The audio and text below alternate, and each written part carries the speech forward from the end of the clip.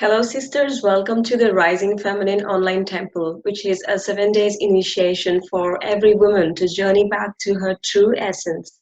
I am Janita D'Souza, your feminine lifestylist and the keeper of this online temple, where I have gathered visionaries from around the world to join forces to initiate you in your authentic feminine. And a big part of my work with women as a feminine lifestylist is to invite them to indulge in everyday simple rituals. So, in this moment, I also invite you to just create a safe, sacred space for yourself to receive today's offering. Because we have a very special guest today in this temple, Sora Surya No. And we will be talking about honoring the feminine through rituals, rites of passages, and ceremonies. And I couldn't have found a better person than Sora to initiate you in this space. But before we start, let me read a little bit about Sora so you get to know her a little bit more. Sora Suryano is a sacred space holder, strategy alchemist, transformative business coach, international retreat leader, inspirational speaker, fire igniter, heart whisperer, and world traveler. She works with sovereign awakened women entrepreneurs to incorporate the art of feeling sacred into their business through rituals, ceremonies, and the divine feminine. Sora loves to sit in ceremony with sisters and share the art of holding circle. She leads women through powerful experiences in her mastermind, on retreats, and from the stage. Sora blends real world experience with mystical transformation, ritualistic practices, inner reflection, and deepening community to help soulful feminine leaders create great impact while priestessing their life. She's a believer of sisterhood and living a life that is wild, free, and calm. You can find more about her work at her website. The link will be below this video. For now, welcome, Sora. Thank you so much for having me here, and thank you, sisters, for all joining this amazing temple space. I'm so excited to be speaking to you and connecting you in this space because I've been learning so much from your work, especially about sacred circles, sisterhood, and rituals, and a lot of which I incorporate in my everyday life. So I'm so glad that you can literally be here and be present in this temple for all of us today. Thank you so much. I'm so excited to get started and talk about some really great sacred things. So before we started our conversation today, I did a small meditation and I pulled up a goddess oracle card because this online temple is not complete without it, and was really surprised to see goddess Rhiannon, the sorceress, coming in. And I was thinking how wonderful and how I can actually see you as this person too. So it was really beautiful, and I wanted to ask if there is any resonance in this moment with this particular goddess that you feel. Absolutely. I pull a goddess card every day, and she shows up quite frequently. And what I love about Rhiannon is that she really dives into the mysteries of life. She walks in the mist before it even turns into light during the day, or as the light settles in. She walks her path in the darkness, in the void, in understanding what happens in between worlds, and then using the knowledge from the wisdom from the ancient memories of before to help navigate her life. And so when I think about sorceress and sorceressing areas in your life, it's really fine-tuning and pinpointing those areas that you might not want to fully notice or feel or engage with or even have a conversation with, and use it to help support you in realizing that you are whole and perfect even in your imperfections, and to harness the learnings in that to help support you be a more powerful activator in this life. And so I love her for sure. Yeah, I was so delighted to see that card coming out. I was like, okay, this is the topic for this talk anyways. So before we begin, Sora, we would really like to know, how did you get initiated in your sacred work? How did it all come into pieces? Absolutely. What's really lovely about initiations that I've noticed for me is that it sometimes happens where it's a really powerful lightning of an initiation, and other times it's a bit more gentle, and you don't realize that there are these moments and pivotal points in your life where you've been initiated, but you notice that there's some places of awkwardness or tension or trigger or resistance or discomfort that happens. And so I think I've been initiated all through my life for sure. But the area that for two areas that I know that were very pivotal moments that defined my choice to choose a different path happened one when my physical body gave out and I was on the floor in much pain and had nothing to do but having to sit or lay with myself to realize that I was fully unhappy and not engaging in life in a way that would suit me. And I know I did who I was. I was only a mirror and reflection of what others desired for me to be. So that was the first big initiation. The second deepest initiation was an area where I had to really feel into who was I and where was the inner power and strength within me when I was attacked and I almost died. And so during that moment, it was initiation with the goddess in saying, very truthfully, I actually don't know a lot. I don't know enough to think that I'm better than others because my ego is really getting in the way of my spiritual path. And she allowed me the opportunity to see my inner strength, but also really fall into the depths of the unknown and then come out of it understanding what humility means, what being on a spiritual path really means, and what compassion actually means. And so since then, there have been plenty amount of initiations, but each of them, I think, has been much more clear and defined in a way based on those two past ones that I've experienced. I like the way you said it because that's true. There's not one single point in our life that defines, the rock bottom moment. We have several rock bottom moments, and I'm sure all these things keep happening for us to step onto the next level all the time. Yes. And what's really lovely is it doesn't have to necessarily even be hitting a certain bottom, but as you unfold and open yourself into these amazing feminine practices with sisters in temple space, every time you feel yourself going under the iceberg, it's a beautiful place of grounding into seeing the abundance of who you are and the strength, and then noticing the challenges to help you really rise up to the occasion to get yourself to that next stage of your evolution. So all of the challenges and places where it feels like you're hitting rock bottom are like the gems. They're the most beautiful things. Yeah, and I like when you mentioned about the sister circles, because for me, that was one of the biggest pivotal moments. I thought that I had hit a rock bottom, but that wasn't it, because much of the openings came through and within those circles when I was held in this safe space. And that's what I would like to go deeper in today's conversation about. Would you like to tell us why it is important for us modern day women? We are so busy with our lifestyles, and why is it so important at this time to us to step into the rituals and ceremonies and honoring the rites of passages? Absolutely. So in this day and age, we've gotten very accustomed to leading a very independent life. We've been told how amazing and how we shift the paradigm by being strong women in leadership.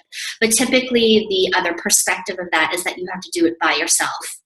And you have to, move through it and not come to a place of tears and being really strong in certain sense. And what I notice is no matter what your personality type is, if you want to use Myers-Briggs or introvert versus extrovert or whatever else you want to define yourself, even with your stars and your astrology signs, but we are all human beings and humans are communal. We have grown into always being in tribal community settings until more recently. And that's only actually a small percentage of the world. The Western world really lives in this very one house, 4 people, no others around. But most of the other world really lives in this very tribal kind of setting, in this place of elders and the young, all community oriented together. And we've lost that. And what I notice of that circle is that it brings that remembering of why it's so pivotal for us to be in a village setting, because it takes a village for all of us to actually thrive. And what I mean by that is to be in a space where you're not being told what to do. You're not having solutions being provided to you. You're not judged in a way that makes you feel small or inadequate, but instead you're being given a safe space where you can just surrender and really lean into love and compassion and being witnessed for who you are and where you are at this very moment, with the pivotal understanding in a circle space that each woman is radically self-responsible for their own inner healing and thoughts and actions, as well as that they have the power to co-create anything that they desire. And so whatever they're moving through at that moment, they will move through it with ease and grace, as long as they believe that and their sisters are mirroring that back to them. And the way that happens and the way that women remember that is through rituals. And so as women start first maybe engaging in a ritual in their own home by themselves, by altar spaces like the one behind me, where a ritual to me is simply having one intention that you do mindfully with beauty, one action after another. So that could include lighting a candle and taking your candle, let's say, and smelling it first and saying a little blessing, holding it, lighting it, sending it some love, saying hello to Grandfather Fire, and placing it next to your crystals and taking a moment and breathing. Like that was 5 or 8 actions I just did with just lighting a candle. And the idea is being really present and with the beauty of it instead of just checking out and just lighting it for the sake of lighting it. And then as that happens, you slow down and you notice that you're a time weaver. And then you notice beautiful acts helps you remember by through the engaging of the 5 senses, you begin to remember all of the other past lives or ways in which you love this. Picking a card, you love it. All of a sudden you realize like lighting incense and having rose petals, you love it. Something gets activated. And then from there you might feel into what would it look like to sit in circle with other women. And as you do, you start remembering being in communion with the goddess or being a priestess or helping other women or in your community as a medicine woman. And it activates these archetypes in you that have been in slumber for so long. And so then what happens is you reveal the truest expression of who you are, and then there's no going back. You're a powerhouse in the way in which you lead your family and your community. Yeah, I like the way you mentioned it, that each one of us can do it. And I think some of us who are new to rituals may think the idea that rituals are something for the priests or some religious leaders or probably the elders in the family, but no.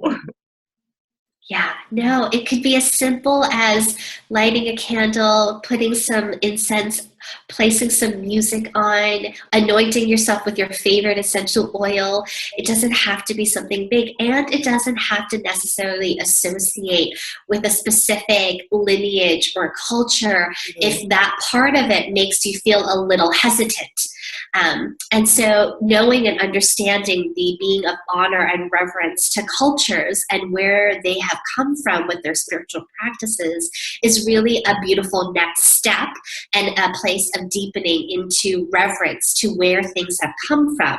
And we have been here for so many different lives and generations that if something feels called, as long as you're in this humble way of giving gratitude, there is access points that every woman has the right to uncover rituals and ceremonies for themselves.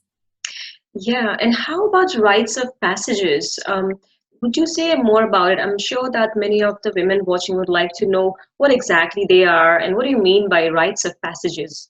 Absolutely. So rites of passages to me are a concept that I think we all would love to have had experienced. And it's really beautiful when we step into this, that we can do this for those who will come after us, for our children and for our nieces and nephews and all those that are around. So rites of passages to me feels like when you move from one stage or one archetype into another. And so, for example, if you were with a child who was ready to step into school, and she was at home, or he was at home, and now they're ready to go and commune with other kids and start learning other skills in life, that there's a rite of passage. So instead of it being a scary thing or just let's go look at your school, what if there was an honoring of who this child was before, an honoring in the fact that you love completely where this child is, and to help support your child and say, where do you desire to envision this to be? What do you want to experience? What kind of friends do you want to make, and envision what that looks like? If you take that to, let's say now, let's think of a woman who is being, her rites of passage is moving from a stage of being a princess and being a woman who's engaging in life in one way, and now stepping into a queen, a woman who deeply desires to really understand her sovereignty, who wants to understand boundaries and accept who she is and share messages and teachings and learnings. Then there's a place where as women we can gather this woman together, move them through a process of saying, oh my goodness, look at where you're stepping into, and we so honor the queen that is within you. Let us really show and mirror and reflect back to you where it is you're heading. And so any initiation and rites of passage can happen in whatever you're stepping into next. What is that next threshold that you're moving into? Whether it's through archetypes or through a woman who is moving from bleeding to no longer bleeding, or a woman who's moving from having been this full woman that is only within herself to now being a mother. It could be any sort of passage. Yeah, that's amazing. I was recently in rites of passage for menstruation, and I'm sure many of us didn't have this experience when we actually started to bleed. And even though at this later stage, honoring that passage itself meant so much and brought me so much closer to my menstruation. And I love this point. Every month I actually look forward to it. I create my cozy space, and it's just changed the dynamics of how I'm living in that energy. So Yes. it's beautiful. It is. And for any woman who desires to get deeply connected to the divine feminine, I would definitely encourage all of you to feel into your cycles, the cycles connected with your moon and your bleeding. Whether or not you are currently bleeding or not, you still have your cycle. And I could talk about that forever, but it's so good that you're doing that. Oh, so wonderful. So, Sora, this Rising Feminine Online Temple on World Femininity Day, we are looking to step into another rite of passage, as you say, another threshold for all of us women who are experiencing and feeling that we are meant to do more, live more, love more, and serve more. Is there a process that you will be able to lead us today through this conversation? Absolutely. So, would you like it to feel like a very experiential right now, or shall I share some steps for women to take forth going forward? Let's do experiential. Great. All right. So, my lovely ladies, if you have a candle, please go ahead and light it. And then if not, just take a moment and close your eyes or imagine, because part of what magic is having a very colorful imagination. It's through the impossible of using imagination and using our mind's eye to really visualize things, so we co-create that into our reality in life. So imagine yourself lighting a candle. And as you do, eyes closed, dropping in, placing your left palm on your womb space or on your tummy, and your right hand on your heart. As you do, begin to feel the rise and fall of your chest and your belly as you take deep inhales and deep, complete exhales. With your head slightly bowing in reverence to yourself and your own inner divine light, open your energetic field, which just means to allow yourself the opportunity to experience the magic. As you say yes to the opening, imagine that in front of you is a threshold that is made with red rose petals, with two big, large pillars of white candles on either side. There is vine that is wrapped around the pillars. You can smell the beautiful scents of jasmine, of lilac, of roses. You can also smell the water of the sea that is near you as you hear the crashing of the waves. And as this occurs, you feel Bella Luna, the full moon, caressing your skin by being rising up above your head in the sky. Your bare feet are planted on the floor and you feel Mother Earth, Gaia, Pachamama through your bare feet, feeling the immense pulse and the rhythm, the drumming of her heartbeat from the core of herself through the soles of your feet, activating your soul chakras and moving that pulse up your divine central channel. And as you do that, your wild feminine ways begins to beat with the rhythm of her, which in conjunction is the beating and rhythm of your soul and your heart space together in union. As this happens, smoke begins to rise as you feel your kundalini being activated, and your divine sensation of meeting your divine masculine and feminine weaves together in union so that you are full and complete, perfect in your fullest essence as a divine spirit on this earthly realm doing your angelic work. And so as you stay here, you say to yourself a decree and a devotion, rising of the feminine, being a proponent of all women to be activated in this way, in our own virtual temple space, in this place in front of our thresholds. We say yes. Yes to being on this path of authenticity, of creativity, of integrity, of devotion, of being heart-centered, being emotionally free, being ready to flow with our healing and our own modalities that support us in creating the change that is needed on this earth. And when you're ready, you're taking a deep breath in, and then you take your left foot and you step across the threshold, using your left as an honoring of the feminine way, always with the left. You cross the threshold with your right feet firmly planted, and as you do, you notice a pillar of light moving from the divine sky and the cosmos, entering through the top of your head. You being now connected and a channel and a vehicle and force from the divine and with Pachamama, Mother Earth. You are activated and you are complete and you are ready to take this on to the next step. And with that, inhaling deeply together, we say yes to the path hand in hand. Exhaling, slowly opening your eyes, remembering that in this community space, we witness you, and so it is. Yes.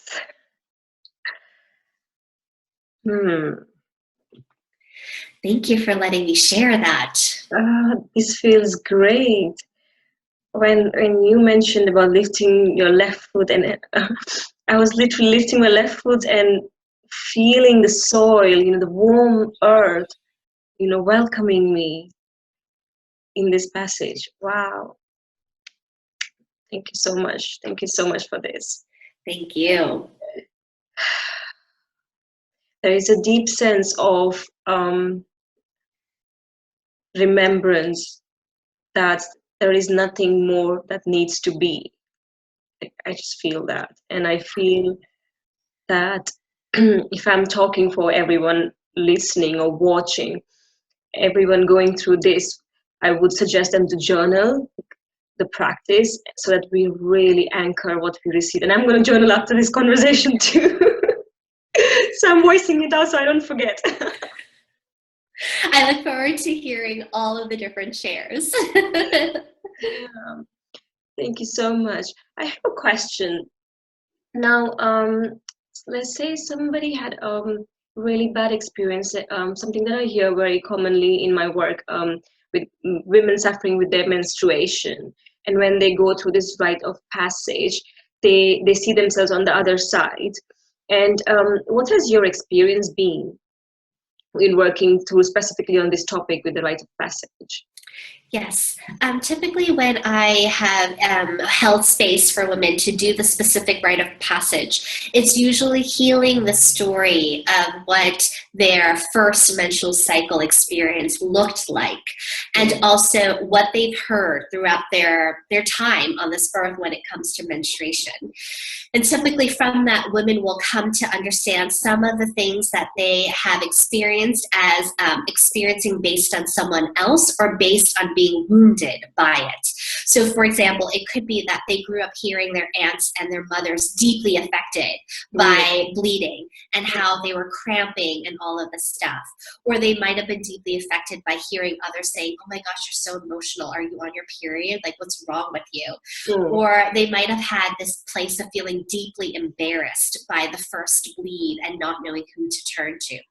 Whereas other women, it might be that they had the most beautiful experiences, but something in them is wounded by desiring or not desiring children, or having had lost a child in the midst of their pregnancy, or having had a deep sense of mourning that isn't actually theirs, but is generationally behind them.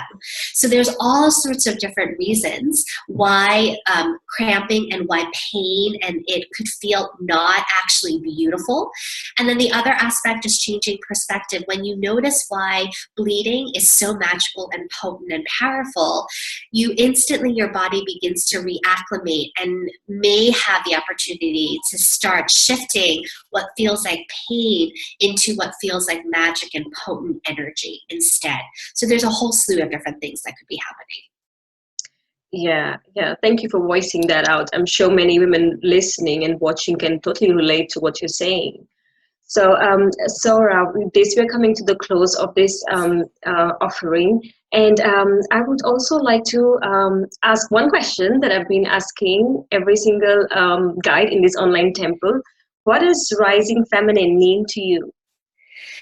Rising feminine means so much to me. One, it's rising the energy from our first chakra, from Mother Earth, up through our second. Many women are still disconnected from their first and second. So the rising of energy from there to activate our intuition and our deeper knowing so that we are strong and powerful and courageous to move forward on this earthly realm.